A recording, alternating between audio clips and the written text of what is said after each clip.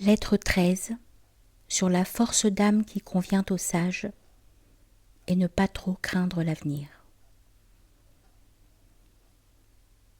Ton courage est grand, je le sais.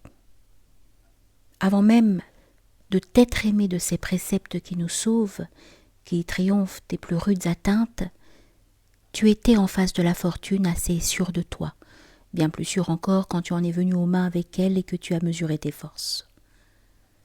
Et qui peut jamais se fier fermement aux siennes s'il n'a vu 1000 difficultés surgir de toutes parts et quelquefois le serrer de près. Pour une âme énergique et qui ne pliera sous le bon plaisir de personne, voilà l'épreuve, la vraie pierre de touche. L'athlète ne saurait apporter au combat toute l'ardeur nécessaire s'il n'a jamais reçu de contusion. Celui qui a vu couler son sang, dont les dents ont craqué sous le ceste, qui renversé a supporté le poids de l'adversaire étendu sur lui, que l'on a pu abattre sans abattre son courage, qui à chaque chute s'est relevé plus opiniâtre, celui-là descend plein d'espoir dans l'arène. Ainsi, pour suivre la similitude, souvent la fortune t'a tenu sous elle, et loin de te rendre dégagé d'un seul bond, tu l'as attendu plus fièrement. La vertu croît et gagne au coup qu'on porte. Toutefois, si bon te semble, accepte de moi de nouveaux moyens de résistance. Il y a, ô Lucilius, plus de choses qui font peur qu'il n'y en a qui font mal. Et nos peines sont plus souvent d'opinion que de réalité. Je te parle ici le langage non des stoïciens, mais de l'autre école, moins hardie. Car nous disons, nous, que tout ce qui arrache à l'homme la plainte ou le cri des douleurs, tout cela est futile et à dédaigner. Oublions ces doctrines si hautes et néanmoins si vraies. Ce que je te recommande, c'est de ne pas te faire malheureux avant le temps. Car ces mots, dont l'imminence apparente te fait pâlir, peut-être ne seront jamais, à coup sûr, ne sont point encore. Nos angoisses parfois vont plus loin, parfois viennent plus tôt qu'elles ne doivent. Souvent, elles naissent d'où elles ne devraient jamais naître. Elles sont ou excessives ou chimériques, ou prématurées. Le premier de ces 3 points étant controversé et le procès restant indécis, n'en parlons pas quant à présent. Ce que j'appellerais léger, tu le tiendras pour insupportable. Et je sais que des hommes rient sous les coups d'étrivière, que d'autres se lamentent pour un soufflet. Plus tard, nous verrons si c'est d'elles-mêmes que ces choses tirent leur force ou de notre faiblesse. En attendant, promets-moi, quand tu seras assiégé d'officieux qui te démontreront que tu es malheureux, de ne point juger sur leur dire, mais sur ce que tu sentiras. Consulte ta puissance de souffrir. Appelle-en à toi-même qui te connais mieux que personne. D'où me viennent ces condoléances? Quelle peur agite ces gens? Ils craignent jusqu'à la contagion de ma présence, comme si l'infortune se gagnait. Y a-t-il ici quelque mal réel? Ou la chose ne se tarait-elle point plus décriée que funeste?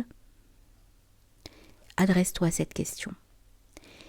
N'est-ce pas sans motif que je souffre, que je m'afflige? Ne fais-je point un mal de ce qui ne l'est pas? Mais comment voir si ce sont chimères ou réalités qui causent ces angoisses? Voici à cet égard la règle. Ou le présent fait notre supplice, ou c'est l'avenir, ou c'est l'un et l'autre. Le présent est facile à apprécier. Ton corps est-il libre, est-il sain? Aucune disgrâce n'affecte-t-elle ton âme? Nous verrons comment tout ira demain. Pour aujourd'hui, rien n'est à faire. Mais demain arrivera. Examine d'abord si des signes certains présagent la venue du mal, car presque toujours de simples soupçons nous abattent, dupes que nous sommes de cette renommée qui souvent défait des armées entières, à plus forte raison des combattants isolés. Oui, cher Lucilius, on capitule trop vite devant l'opinion. On ne va point reconnaître l'épouvantail. On n'explore rien On ne sait que trembler et tourner le dos comme les soldats que la poussière, soulevée par des troupeaux en fuite, a chassés de leur camp, ou qu'un faux bruit semé sans garant frappe d'un comme un effroi. Je ne sais comment le chimérique alarme toujours davantage. C'est que le vrai a sa mesure, et que l'incertain avenir restait livré aux conjectures et aux hyperboles de la peur. Aussi n'est-il rien de si désastreux, de si irrémédiable que les terreurs paniques. Les autres ôtent la réflexion, celle-ci jusqu'à la pensée. Appliquons donc ici toutes les forces de notre attention. Il est invraisemblable, il est vraisemblable que tel mal arrivera. Mais est-ce là une certitude? Que de choses surviennent sans être attendues, que de choses attendues ne se produisent jamais. Dût-il même arriver, à quoi bon courir au-devant du chagrin? Il se fera sentir assez tôt quand il sera venu. D'ici là, promets-toi meilleure chance. Qui gagneras-tu? Du temps. 1000 incidents peuvent faire que le péril le plus prochain, le plus imminent, s'arrête ou se dissipe ou aille fondre sur une autre tête. Des incendies ont ouvert passage à la fuite. Il est des hommes que la chute d'une maison a mollement déposés à terre. Des têtes déjà courbées sous le glaive l'ont vu s'éloigner, et le condamné a survécu à son bourreau. La mauvaise fortune aussi a son inconstance. Elle peut venir comme ne venir pas. Jusqu'ici, elle n'est pas venue. Vois le côté plus doux des choses. Quelquefois, sans qu'il apparaisse aucun signe qui annonce le moindre malheur, l'imagination se crée des fantômes, ou c'est une parole de signification douteuse qu'on interprète en mal, où l'on s'exagère la portée d'une offense, songeant moins au degré d'irritation de son auteur qu'à tout ce que pourrait sa colère. Or la vie n'est plus d'aucun prix. Nos misères n'ont plus de terme, si l'on craint tout ce qui en fait de maux est possible. Que ta prudence te vienne en aide.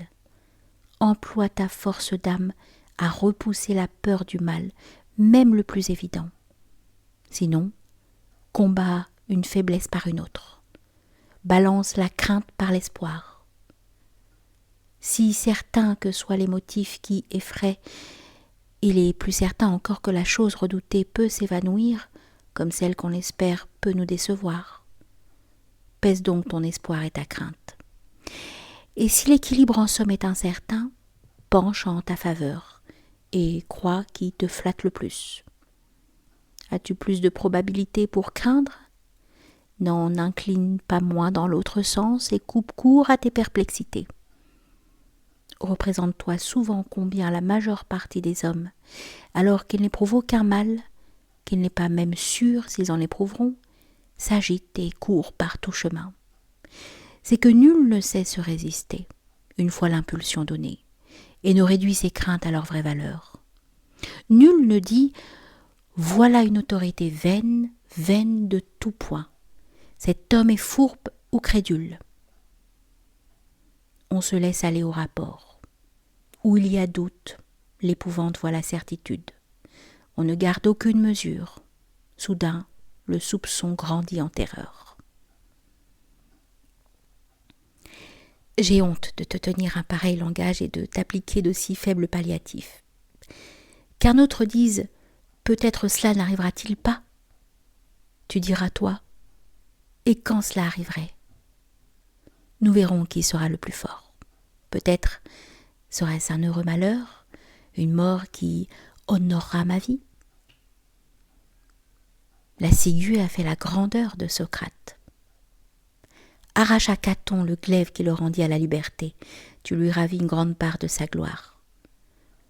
Mais c'est trop longtemps exhorté, car toi, c'est d'un simple avis, non d'une exhortation que tu as besoin.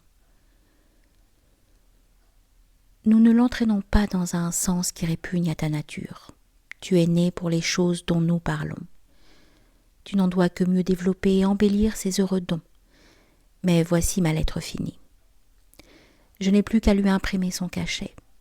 c'est-à-dire quelques belles sentences que je lui confierai pour toi. L'une des misères de la déraison, c'est de toujours commencer à vivre. Apprécie ce que ce mot signifie, Lucilius, le plus sage des hommes. Et tu verras combien est choquante la légèreté de ceux qui donnent chaque jour une base nouvelle à leur vie, qui ébauchent encore, prêts d'en sortir, de nouveaux projets. Regarde autour de toi chacun d'eux. Tu rencontreras des vieillards qui, plus que jamais, se préparent à l'intrigue, au lointain voyage, au trafic. Quoi de plus pitoyable qu'un vieillard qui débute dans la vie? Je ne joindrai pas à cette pensée le nom de son auteur, si elle n'était assez peu connue et en dehors du recueil d'ordinaire d'Épicure, dont je me suis permis d'applaudir et d'adopter les mots.